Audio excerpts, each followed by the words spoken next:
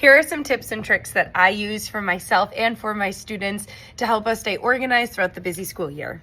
Number one is a student turn-in bin. I love that I always have a place for students to turn in work, that it doesn't just get piled up on my desk or it doesn't get shoved into a folder that eventually students are going to lose anyways. So students always know that if I need something to be turned in, it comes into the turn-in bin. If it's something that I'm walking around and I'm checking as we go, it can actually go into their mailboxes. So a student turn-in bin keeps us all organized. Another organization tip that I recommend is having a spot for community supplies. Students throughout the school year are coloring and their crayons get broken and they're all over the place. So I always tell students that if you want, you can keep all of your crayons and your color pencils and markers inside of here.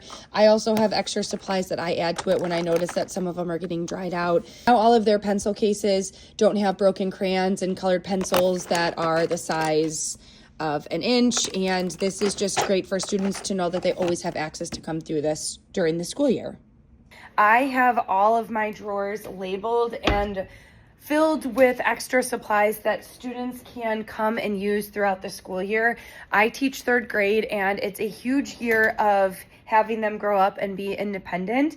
So students know that if they have supplies or if they're running low on something, that they can always come to the drawers, grab them in the middle of instruction. They don't have to raise their hand and wait for me to give them an extra pencil or a dry erase marker. They know that they can always come and grab their supplies. This is super helpful, and it also keeps all of our supplies organized and it keeps the classroom cleaned.